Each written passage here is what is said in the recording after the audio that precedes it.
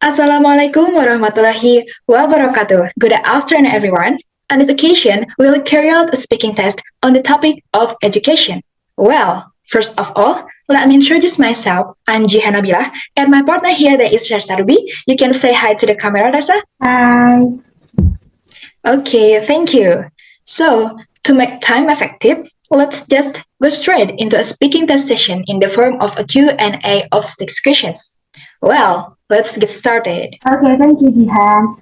Uh, the first question is, what makes a good student? Okay, thank you for the questions.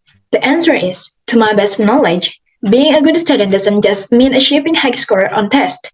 It means having a lot of learning, a passion for knowledge, a hunger to develop and grow academically. Well, here are 10 traits and a good student has a growth mindset.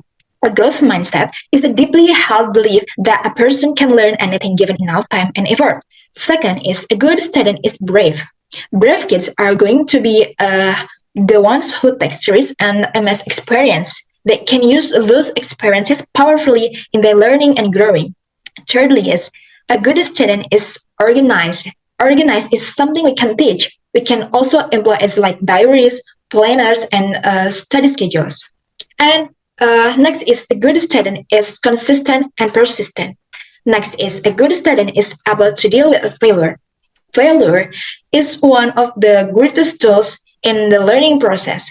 Having the tenacity to stare down failure is an extraordinary skill.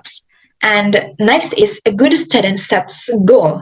Goal setting focuses a student's attention towards certain behavior and information and away from distractions. And the next is a good student is able to connect learning to life. A successful student is able to see their studies in the context of the wider world. And the next is a good student knows how to look after their mental health.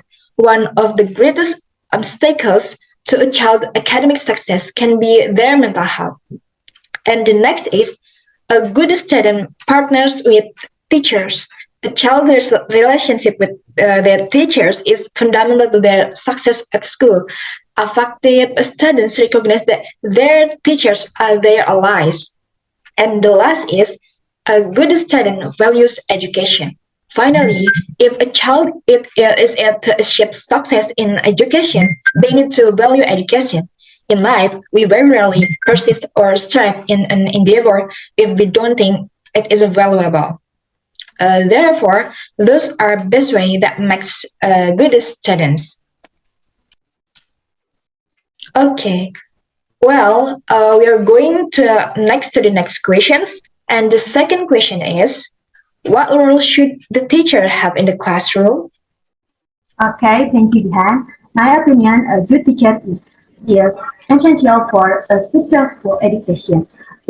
A good teacher is someone who can fulfill many different roles in the classroom.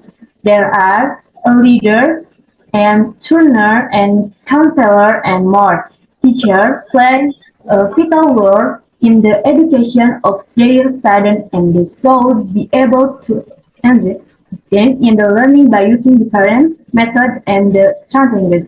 Good teachers are good teachers are patient, creative, and have strong desire to help their students success. There are some of the roles played by good teacher in the classroom. The first, a good teacher is motivator. Secondly, a good teacher is a facilitator. Third, a good teacher is a listener. Fourth, a good teacher is the evaluator. And the last, a good teacher is knowledgeable. Hence, such are learned so the teacher have in the classroom. Okay, Jihan. The next question for Jihan is, do you privilege teacher in the classroom? Okay, thank you for the questions. The answer is no, I do not. The answer is simple. Learning everything from a computer is not as efficient as a professor teaching, but we can use it as a bonus. Moreover, the computer excessive use may have bad consequences, especially on children. Indeed, children are not they need to be supervised, they need someone to lead. Children can be left alone on front of a screen. And in addition, the use of computer also creates serious economic problems such as unemployment. With the current economic crisis and the actual rate of unemployment, we can be sure that computers replacing teachers in classroom is the right solution. To conclude that, we can say that computers will never replace teachers. The quality of work of a human being is not replaceable by the quality of a computer, but it surely can be used as a bonus. Okay, thank you. We're going next to the next questions. The next question is, how was teaching changed in your country in the last few decades? Okay, thank you, Jihan. In the first few decades, teachers used to rely mostly on tap, pencil, marker pens, and writing boards to teach students in the classroom. But those teaching materials have been replaced by computer, keyboard, projector, and wall screen. In the past day, teachers and students are much more connected to each other, which were almost improbable even a decade ago.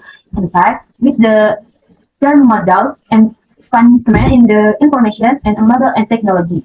Learning through digital games and learning apps have become more and more popular than today. Finally, both students and teachers are learning more and more new things, sharing their information among each other, and collecting data and information have become much easier as they than it was about a few decades ago.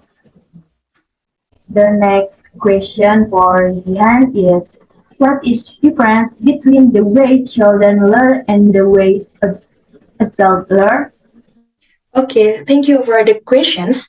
The answer is, to my best knowledge, there are five ways the difference between the way children learn and the way adults learn. First is, adults have a lot of experiences to draw on and like to do so. There needs to be opportunities for adults to connect learning to their own unique personal or work situations, and opportunities for them to personalize the learning is disregard. And secondly, adults are not used to taking direction in education like children are. Children learn because they are taught to learn things that will have some relevance in the distant future and will do so without questioning why. Whereas adults need to be explicitly told what they are doing and why so they can connect the desired learning outcomes to their own goals and progress. And the third is adults need specific opportunities to self-reflect and internalize their learning. Children are more social in classroom setting than adults and talk to each other about their experience, and adults need to be offered these opportunities to reflect on new learning or else they won't internalize and retain as much information. And the last is adults are often afraid to fail. Children don't have the same social filters and are more willing to experiment. And sometimes adult learning needs to be scaffolded, built on in small pieces, and supported with extra learning, or they risk losing their intrinsic motivation and focus. Hence, those are the difference between the way children learn and the way adults learn. Okay, now we are going to the last questions or the sixth questions. And the questions is, how can a teacher make a lesson for children more interesting? Okay, yes. In my opinion, the best way to make the lessons interesting is to make them more and more interactive by allowing the children to ask more and more questions or no matter how vague they sound. And the more they are allowed to ask questions, the more empowered they feel in the classroom work.